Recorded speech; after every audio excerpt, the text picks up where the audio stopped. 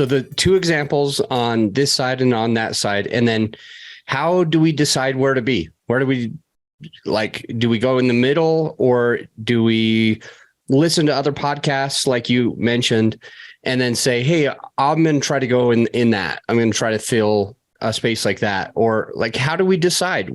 Is it our personality? Is it our experience? Is it our audience? Like, who is our avatar? How do we make a determination where to end up on this scale between boring and crazy? Yeah. So I'll probably say something and I could be wrong, and I want to get your take on this as well. But I'm not a huge fan of trying to tailor your message to an audience necessarily. I'm a much bigger fan in you being authentically yourself and attracting the type of people through being authentically yourself. Because I think that a lot of times what can happen is that, and this doesn't mean to be rigid, right? Like any of us who are business owners, we can't be rigid to the sense of failure. But I also feel like we live in such a time where it's like, who do I need to be in order to do this? And what do I need to do in order to convince these people that this? And I like in my personal experience, and I know I've had the ability, like through the ClickFunnels time and everything else, to be around a lot of very, very successful people. And most of the people I know who are the most successful, not the people who will tell you they're successful, who are actually have been successful, are the ones who are like, this is what I believe. This is who I am. And because of that, it attracts a certain person. And those are going to be your true, loyal, raving fans. Because if not, if you're being a fraud and just trying to cater to a certain audience, sooner or later, you'll be found out. But that's why it's always like, just be authentically yourself. Maybe you have to raise the energy a little bit on your authentic self. Maybe you have to be a better version of yourself. But I would never encourage somebody to go super crazy because that's what this audience wants. And that's who I want. Like, you know, again, like all the years of working with Russell, like it was weird how he attracted a certain person, right? Like, and Russell was, in my opinion, at least very genuine in who he was. Like, you know, everybody who knows Russell knows he's good little Mormon boy. And he, you know, like all these things, right?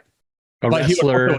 Yeah, exactly. But he would attract a certain type of people. And then I saw other people, and again, I won't mention names here, that attracted other people. And I'm like, that's like, I'd rather like shoot myself than deal with these types of people.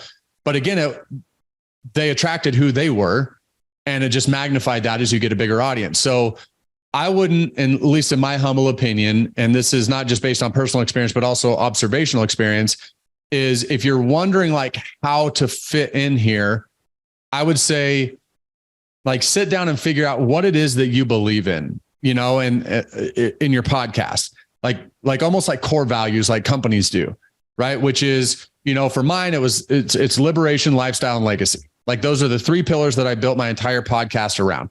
Liberation is being able to see things differently. A lifestyle is being able to live a life that you actually want, not one by default. And then obviously legacy is doing things, something bigger, you know, doing things that are bigger than yourself. So what I did is I sat down, and those are my three core principles. And it's like, that's what I'm going to stay true to. And if it attracts a bunch of people, great. And if it doesn't attract anybody, great. Like the only thing that would be worse than me, you know, not having success would be me having a bunch of success and being a fraud. And so that was kind of how I came at it. So, you know, again, and that's just my style of podcasts.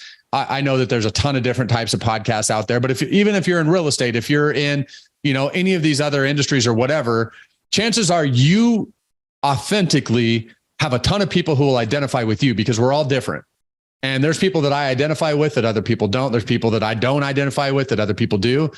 But if you are strictly and almost unapologetically yourself, you will find yourself in that metric. You might have to tame it down if you're naturally a little crazy. You might have to spruce it up if you're naturally a little bit boring. But I think you'll find your way in that by truly being your authentic self and understanding the core values of what you want to build your podcast around.